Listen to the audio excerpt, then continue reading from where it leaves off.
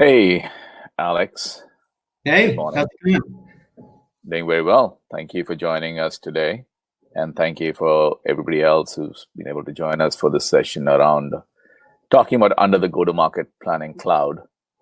It's a topic that we're quite passionate about in general planning.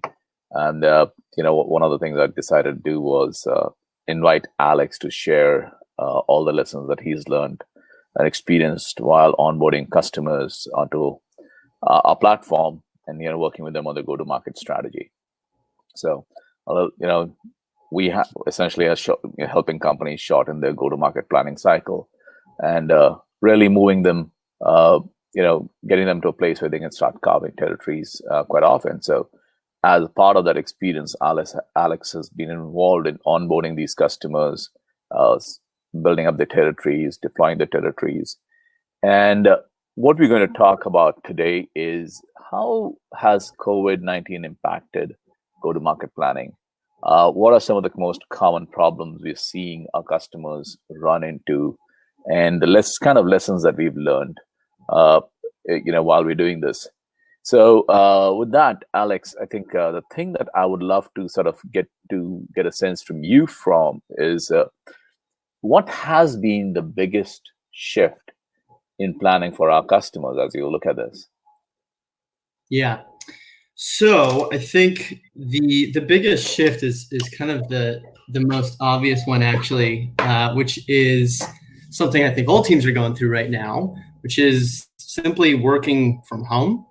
And oftentimes, a lot of ops teams are used to working very closely together, and we have to do that, right? Because we're working with sales leaders, marketing leaders, customer success leaders, and we're getting all of these different inputs. And usually people are just a desk away from getting your quick answer. But now we're in this work from home state and really having to navigate what it looks like to get the quick answer when we're not next to someone. So a lot of the planning and strategy that takes place starts with spreadsheets and collecting data, and not being able to share those so easily by just plopping down next to someone at their desk and walking through something is a pretty big difference from what it was before. And when I was doing sales ops before Fullcast, that was the biggest advantage, was just being able to have those casual conversations, because there's so many different dimensions of planning.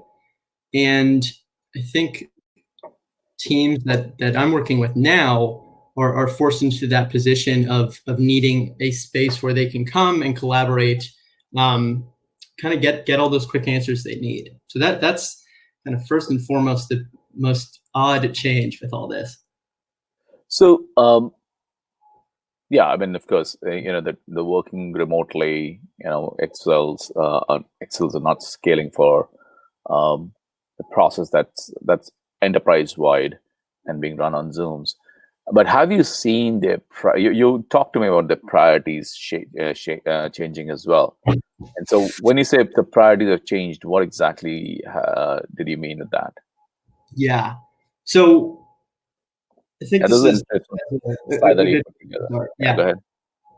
So with priorities changing, I think that can mean a few different things, but what I've seen that impact most for our customers is typically the planning cycles are annual, and folks have time to, leading up to their Q1 of that next fiscal year, they have time to go in, organize the data they need, start having the early conversations with sales managers, start talking about how they want to segment their business, if there's any iterations they want to go through, look at their budget, partner with all of the various folks to actually, let's say, just determine your kind of sales strategy for that given year.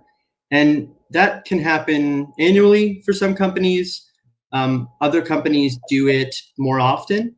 But now we're in this instance with budget changing and even some folks' ICP shifting, that we're kind of pulled out of our regular cadence, and we have to go in and do kind of off-schedule planning. And so the priorities might have changed from keeping the train on the tracks to actually going in and revisiting your entire plan. And so that's not only your segmentation, your territories, making sure you have reps assigned to the given territories, but it's also revisiting your targets, which is obviously not a position any one of us would have imagined being in at this time of the year, having to so drastically revisit.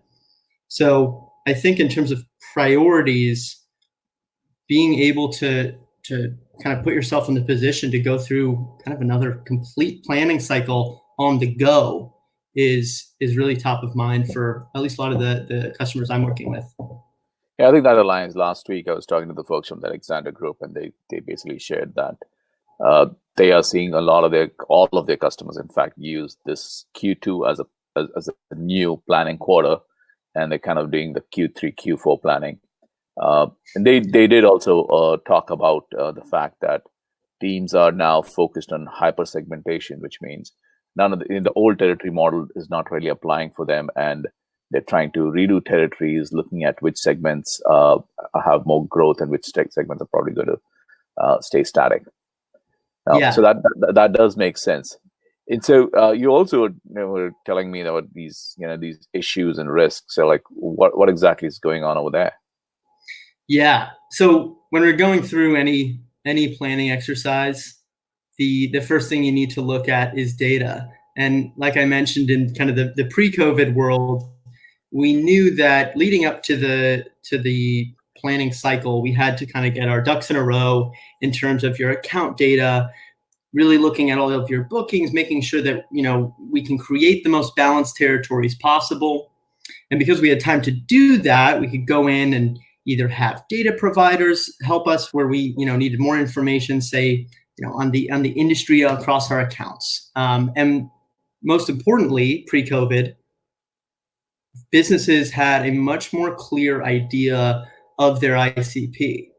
And just like you mentioned, in this current kind of COVID climate, companies are having to look at who their best customers are, who their best prospects are all over again. And where any of that starts is going through your data, whether it's in your CRM, pulling in from any data vendors like I mentioned, and having to do that off cadence can present, I think, a real challenge, because there might be a ton of data that we're missing. So one example would be, we're looking into, well, who's our ICP right now, right? And if a company was primarily selling to, let's say, SMB, we know they're going to have a really tough time going after that market today. So they need to then shift exactly who they're selling to, where they can, count on customers renewing, and doing all of that, is not the most fun topic, but it does involve starting with the data that you have at your fingertips. And so it can present a real challenge if you don't have that available. Yeah, so I think data is a big one, and you also mentioned that, okay, so they are resegmenting their segments, which means they're looking at either industries or target market to go. And are they in that process also trying to reallocate their best resources to cover that stuff, and do those resources demand transparency? Yeah, that's a good question. I think this is kind of a question that brings up why operations in general is so important. You on the operations team, sales ops team, you're making a lot of decisions around what your headcount looks like. And for those companies lucky enough to have seen an influx in business or demand during this time, great. You're presented with your old challenge on your own, which is actually hiring more.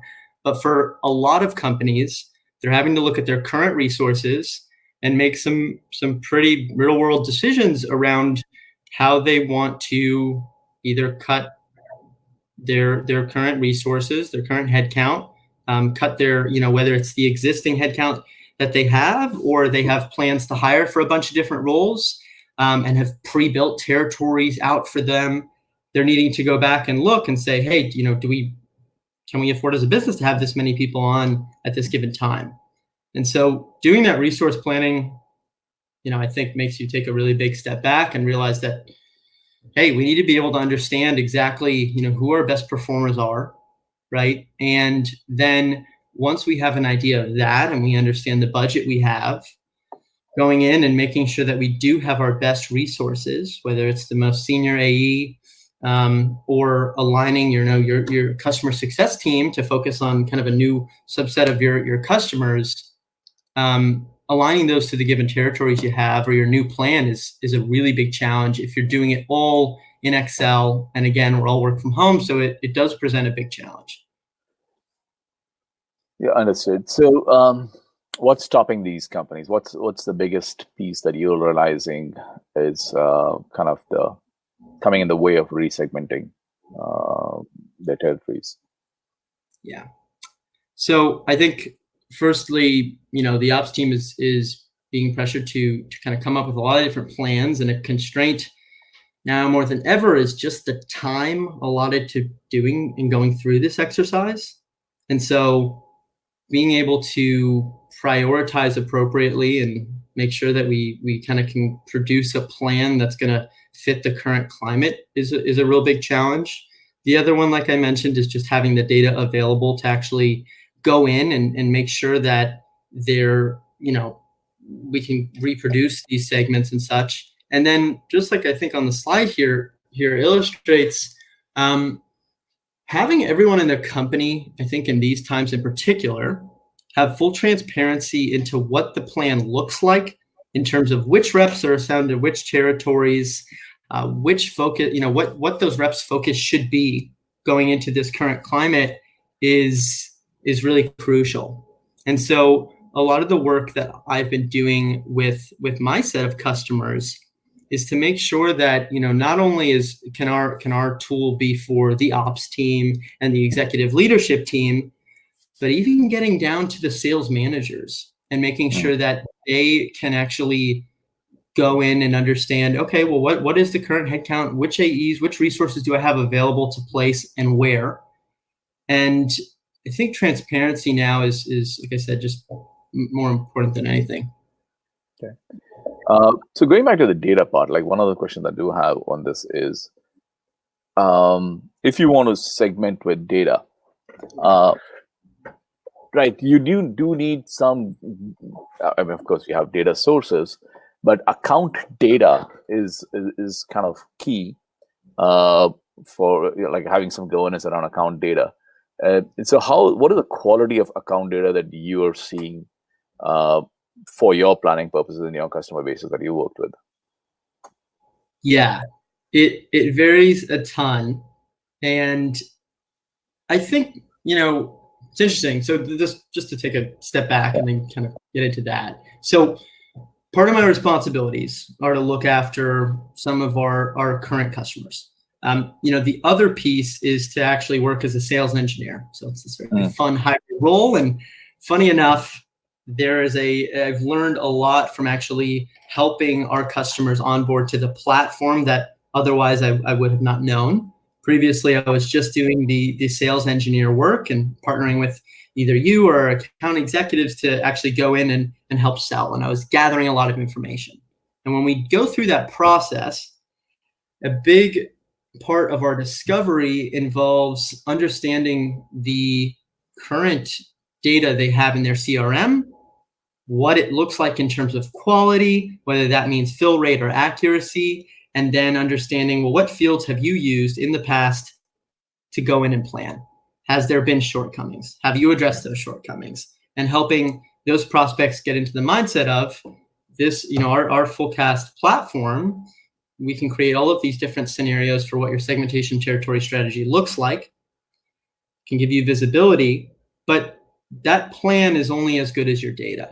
And so I think with a lot of the challenges I'm hearing from prospects, they're coming into this situation. We just got off a call last week and they said, hey, we're having to revisit what our ICP looks like.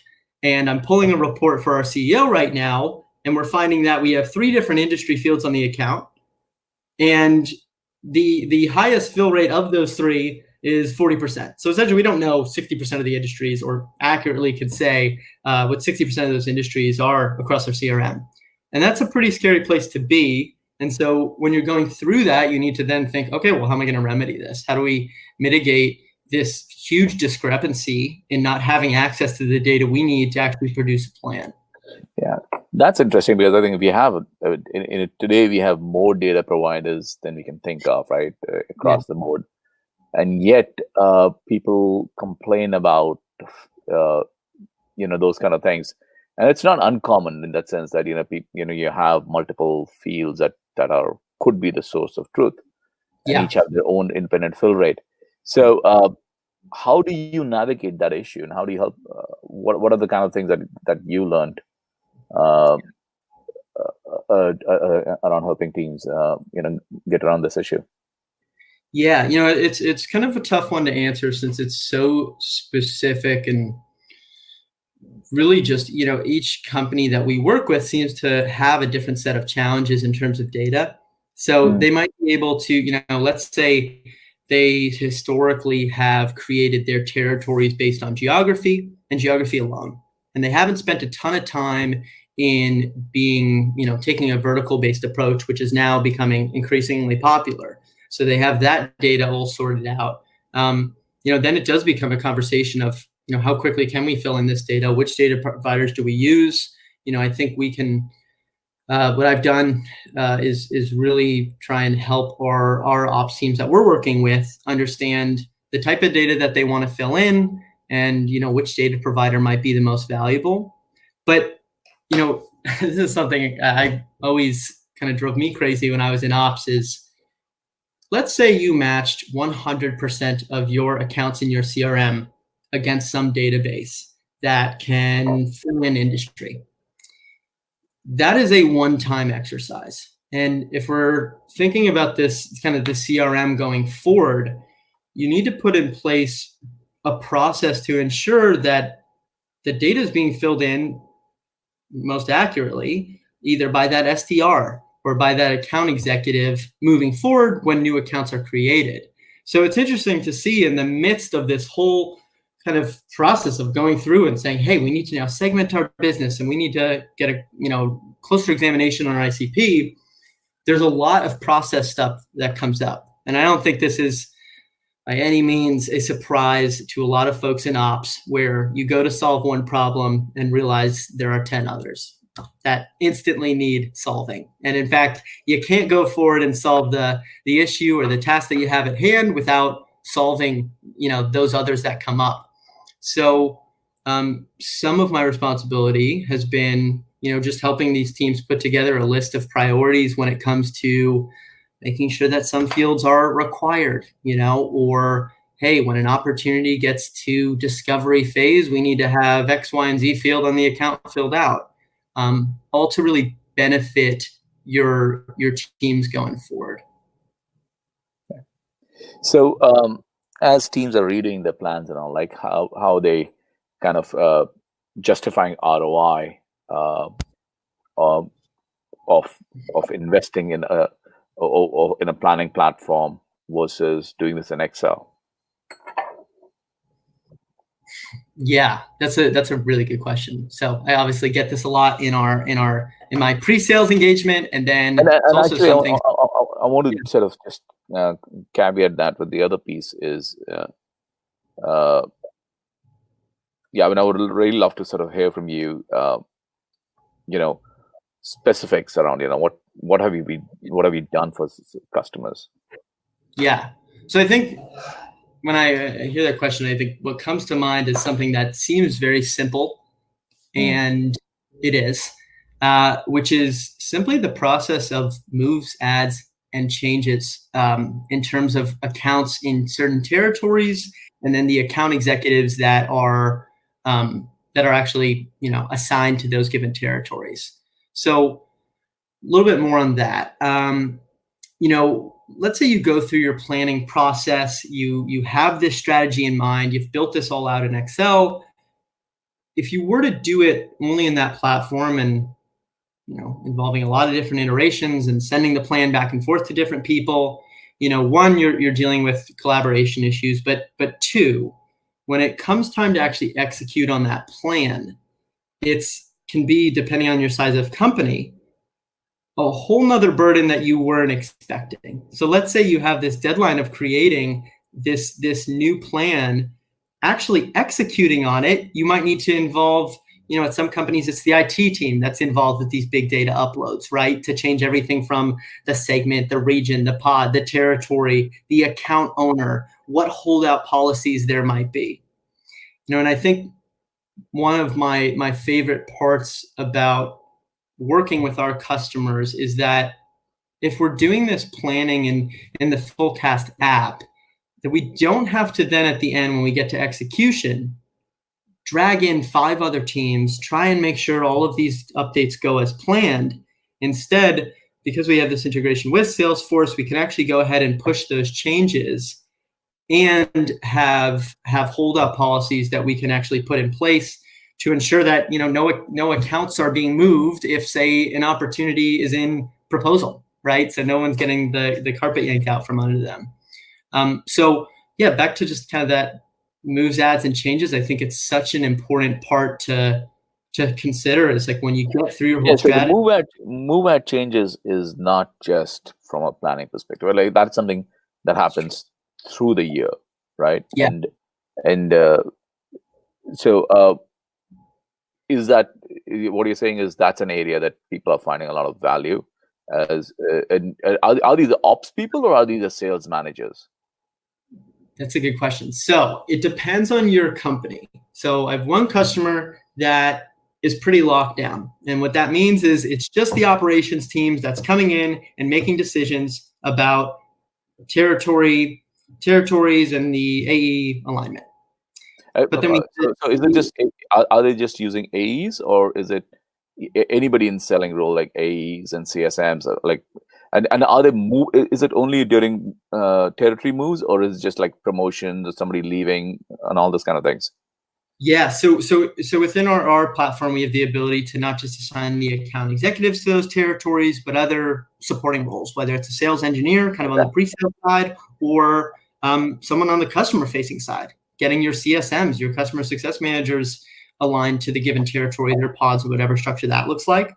The other instance that you brought up that makes me think of this actually is, in terms of keeping the train on the tracks, if you have an SDR, let's say, that has been historically responsible for sourcing new deals, but they're, let's say, going through and they're getting a promotion, they will now become an account executive. The process of actually making that person in charge of accounts, meaning they have then account ownership, and they're owning this subset of accounts, can be really burdensome on your admin team, even though it seems like such a straightforward task. And I think the bigger company you are, the more challenging this can be. I think that's a pretty obvious trend, right? So in our app, simply being able to update someone's role to say, hey, this person was an SDR on territory 1 in the central region. And now being able to say, okay, they're on May 20th, they are transitioning to an AE role, and have, when that date hits, the accounts automatically update to their name, and not have to go through this whole bargaining exercise with your ops team or your admin team to actually get these changes implemented is a huge value add. So, and this is essentially what you're saying is the managers are doing the move add changes of people. Yeah, so this is the other really neat part. So with MongoDB, they're not my customer, but they are using us right now to actually get their sales managers involved in this process. And in terms of ROI, I actually think this is a really interesting point. There's obviously a lot of planning going on, but they actually want to give more agency to these sales managers that might be looking over and kind of managing, let's say, a team of 5 or 10 AEs. And because they are, so to speak, boots on the ground, and they understand their given kind of region, they understand their different account executives, their strengths, their weaknesses, they understand how they want to allocate accounts and quota to those very specific territories or that group of account owners that are on those territories. We're actually now involving them in the planning cycle, but also just the maintenance of all of this, meaning they can go into our app, these sales managers, and because we're very permission based, all they're going to see is the specific set of territories that they look after, and they can make changes between those territories, moving around accounts, or even taking one of their SDRs and saying, hey, now this person was an SDR on the 19th of May, on 20th, they're going to be an account executive. They can make that change themselves. And so I think the really cool part there is that you are taking work off of the plate of, let's say, your admin team who's drowning in a ton of other tasks, and give it to your sales managers that actually know this given region best. And so I think that's a pretty neat part about it. So on that note, like one of the things you just said is they're already drowning in work, the ops people, right? Yeah. We have more to do than we can handle. And that's true for across the board for most ops teams, right? Yeah. In that process, how do you see them adopting a new tool like Fullcast? Yeah. So fortunately, what I've learned with our tool, and I think this is kind of one of my favorite parts about it, given that I mainly focus on helping our customers actually deploy, is that once we have set up the integration between our application and Salesforce, and we're able to see the data in real time, what's in your CRM, and not needing to, and then setting up exactly what the actions are if, let's say, we were to push changes from our application to Salesforce, removing that burden from that admin team can be a huge benefit. And then, that all on its own, I think, is really a big benefit. So how do you help them? Like when basically you come in, you kind of help them set it up, and that's when you start encountering all these data issues that you were talking about. That's the first thing you encounter. Yeah. You help them set up the territories. They find ROI in the moves that changes. Do they, like one of the things that I was speaking to, I think one of our customers, he said, the thing that at least I didn't appreciate, quite honestly, was the fact that they had this org chart view that they could go in and take a look. And how have you found that beneficial? I mean, why is it that teams are struggling to manage an org chart? I mean, that's something I would, I couldn't get my head around that for a while till I actually started speaking to a few of them myself. Yeah, I would agree. So for everyone listening, we have these sessions on Fridays where the co-founder Bala, he goes through and he shows us these new features that are coming out within our app.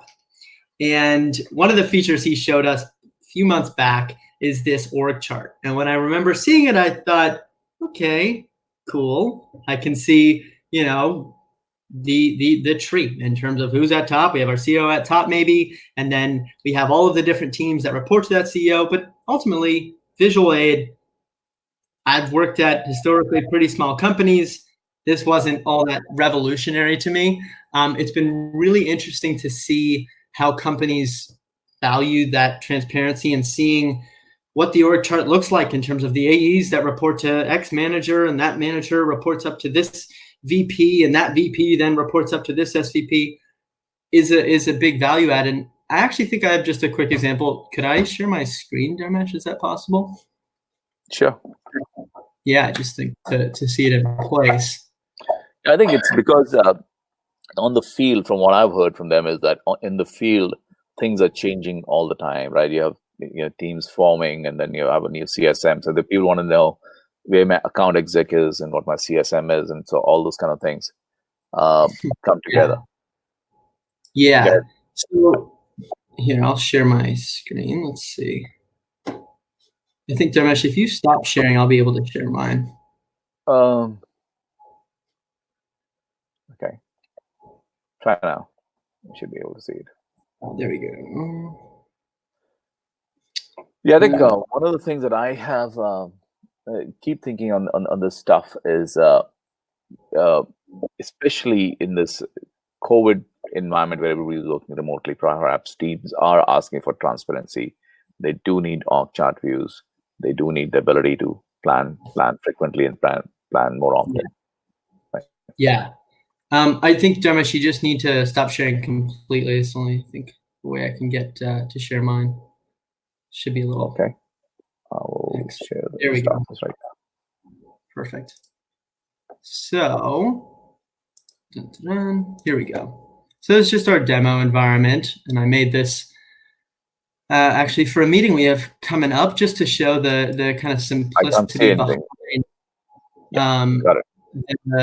the org chart. So this is in our app, and this is just a really simple view of what an org chart might look like. So for this specific team, we have Goresh up top, and then we can see all the folks that are actually reporting into Goresh. And as I continue to click in these specific nodes, I can actually see all the people that then roll up into Francis here. We can see this independent team that doesn't have a manager. These are the two kind of independent AEs that are working. And here's another report. And this is pretty interesting. Just if you think about company-wide, right? This is showing just one example of this MEA outbound kind of sales team and how that would roll up. But you can have this across your entire organization, starting with your CEO at top, and then branching down to all of his or her kind of supports. And it can be a really valuable view to keep an eye on, especially when you're a huge company and want to understand exactly what the structure looks like. So that's just so from an ROI perspective, you're finding that people love this view. They love the ability to move that changes. And they're coming back to things around just the ability to sort of plan frequently, plan more often. Yeah. I mean, that's a huge benefit is getting folks out of spreadsheets where you're not only in the spreadsheets. I think this is an important note. You're not only building out your segmentation, your territories, but you're also thinking about your targets. Whether you're thinking about those targets from the perspective of how they apply to different verticals you're going after, if that's your approach, or different teams and how those targets kind of roll up to the all company goal. That's another, I think, huge value add that I've seen our customers taking advantage of. And it's not just looking at things like quota. It can be looking at other targets that are indicators of whether or not you're going to be hitting that quota. So, hey, are you having the... On that note, sorry to pause you there. On that note, you had told me, I'm not sure whether you or someone else had shared that once people had these plans loaded up into the platform and they were able to push those plans, they started noticing gaps in this existing sales process. And I think they started with the data issue, if I'm not wrong. So what are the specifics around that? Yeah. I mean, just to kind of, it's interesting. So, when you're starting the whole planning process, we've integrated your CRM with our app so we can have visibility into all the fields needed to go through planning. A gap was exposed that, hey, they don't have number of employees that are which is how they were segmenting their business, didn't have number of employees across the majority of their accounts. And so, it's exposing a data gap there. Another example is just the process to make these changes and actually execute in their CRM. One of my customers went from taking, I think it was 2.5 weeks from start to really validating those changes by doing all these different data uploads, involving the admin team, going through and actually making sure that everything wound up in the right place without moving any, accounts and opportunities from folks that were just about to close them. To just being able to kind of commit those changes and do it within a matter of days instead of weeks, that's a huge benefit all on its own. So as you start moving forward now, like one of the things we do see is, we've got some of our customers have had adaptive planning, right? Adaptive insights, not adaptive insights, or and a plan. How do you see them informing what you do? Like, are you doing duplicative work, or like what exactly? How do you differentiate between what an ANA plan would do or an adaptive would do versus what you do? Yeah, that's That's a really interesting question, actually, and I'm gonna flip it on you because I'm curious to see how you see our differentiation there. So, I mean, from what I've seen is, and what we've known as Anaplan and Adaptive, both are modeling tools, right? So essentially, you build your model, but they're not planning platform, because once the model is built, you still have to get the plan to execution. You have to make all the runtime changes. Definitely no moves, that changes. So what we've seen is, at least when I've spoken to customers, is they become our source. So they might give us an expense envelope that we would then use, but the sales team then needs to own the allocation of the resources, right? How do we set up territories, and who gets to cover what? Is that the same stuff that you're seeing on your side? Yeah. I mean, so that's a really interesting one, thinking about kind of how an Adaptive Insights might kind of compare to what we do. And I think that really comes down to the execution side, like you pointed out. You can do some modeling in those platforms, but when it comes time to actually, for the rubber to meet the road and actually get all of these things updated in your CRM, you don't want to be having to rely on, let's say, a consulting partner to come in and actually help make those changes actionable. You want to be able to ensure that those things can happen. That the execution piece, ideally in a perfect world, that's the easy side. You've gone through all of these different cycles of planning. You've involved every different executive that wants to offer input into your plan. You've arranged your different targets. You are holding different teams responsible to those given targets. When it comes time to actually implementing it, it doesn't need to be such a burden, but oftentimes if you're going from one of those apps to Salesforce, it involves an entire partner or implementation team, because you can't pull your admin team away exclusively to go through these massive changes, right? Off cadence planning like people are going through now. You want to have that be more instantaneous. And so I think that's been one of the coolest parts to see in working with customers, is just you can execute with kind of the click of a button. So as you go through all these things, right, like segmentation, you start with getting a sense of data in order for them to segment. You are turning on all the moves, that changes for self-service experience that customers have, and of course, you said the target. You also been helping customers with the target setting and quota setting processes. Yeah. What is the long pole? Like, where are the things that you see most of them, right, spending a lot more time than you would generally anticipate? Yeah, I think, it's interesting. A piece that initially I did not anticipate taking as much time as I think I've been working with customers and it's ended up, is the target setting process. So, my interpretation of when I first started onboarding customers was to take that overarching target, whether it's a revenue target, breaking it down into quotas, whether it's a number of opportunities to create per team or per segment, breaking it down to the individual level. In my mind, they had this information. We would take it from spreadsheets and being able to translate it into our app. What's really interesting is that the process of going from your spreadsheets into Fullcast and actually placing those targets, that's not what takes a ton of time. But I think what I've seen our customers do is start to actually look more in depth at how those targets are distributed. And especially now more than ever, when they're looking at something like quota, if you're looking at quota in our app, you can actually understand how well reps have been achieving quota over time. The average quota the average quota attainment, or all of these different factors that may not have once gone into setting these targets initially are now coming up, and people are questioning, well, why is the target set that way? And what's really neat is that I think our platform actually opens up the opportunity to ask all of those really in-depth questions that you may not have faced before.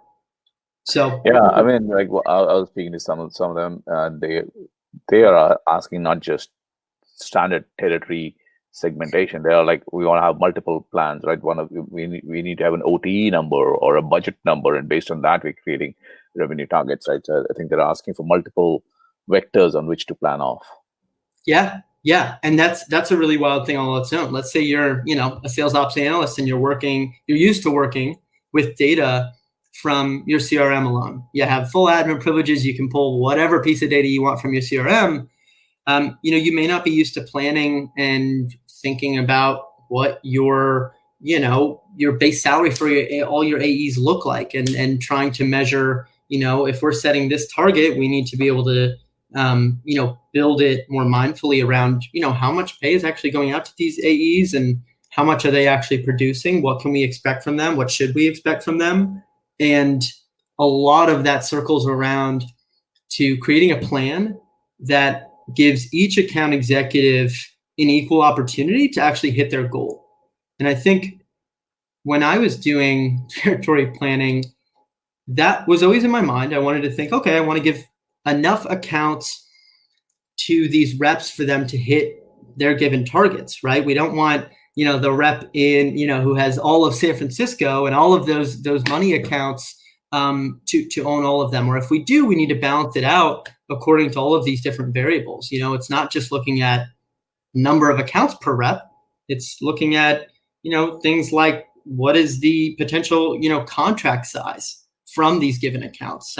If you do really popular now is doing all of these tiering exercises to say, hey, if, looking at your ICP, even if that ICP has changed, and saying, hey, here are A, B, C in accounts, we want equal parts A and B across all of our various reps to give them really the best chance possible. I think that's I think that balancing territories and giving transparency to how you balanced is critical, especially now in COVID. Like, that's one of the things I am seeing as well as some of the best reps, and they don't find, because there's certain segments that are booming, and you might just end up losing your best reps to your competitor or some other industry, because they're just like, okay, if I don't know how my new quota is being reset, right, I would rather go work someplace that's booming and still make my number. Yeah. Just to kind of give a real world example of that. So, within our platform, we can show the current plan as it exists today.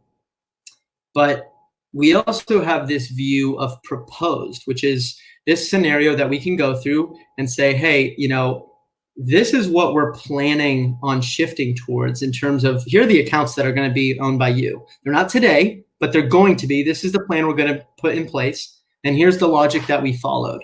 And it's kind of funny just realizing how when you open up the transparency, not just for your sales managers, but actually those account executives, to help them understand why decisions were made, exactly how this all balances out, really help them kind of take a step back from their own lens, which is, hey, I have a quota number to hit. That's all I want to be concerned with.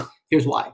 And then, when territories unroll, some feel like, hey, I didn't get a fair shot to hit my goal, right? Why did I get these territories, or why did I get these accounts? Why did my coworker get, X accounts instead of me? And being able to walk through and justify exactly how and why those decisions were made are ultimately going to lead to happier reps that feel like they were a part of the process. And I would say a silver bullet in coming throughout this whole process of me working with customers is actually getting just more input from people who are on the ground. Since the data tells one story, but actually kind of getting more of that qualitative lens into exactly, who you're selling to and why, and when that's successful is something I think a lot of people overlook. So what will be your final thoughts on anybody prospectively looking or thinking about planning? Yeah. So something I've been definitely talking about a lot with prospects of ours, and really posing the question to them is, how ready are you today going through a planning cycle to actually start that process and then deploy it, right? Like I said in the beginning, a lot of people are making this an annual exercise. A lot of teams are used to that with good reason, but they're doing that because it's such a burden to go through, create this plan, and actually deploy it that they can't do it more frequently. And so something that we're striving towards with our customers is to actually help them plan as often as possible, and to really think of planning as this always on planning exercise, right? You always want to be able to go in and create different plans however often you see fit. Excellent. With that, I would thank you. I think we just hit the 45-minute mark, and we'll look forward to joining everybody on next Tuesday. Fireside chat. That should be an interesting one. I'll be posting who the speaker is shortly, and I'm really excited about her joining. It's a she, and she'll come with a lot of experience in the space as well. Thank you. All right. Talk to you later. Yeah, bye. Bye.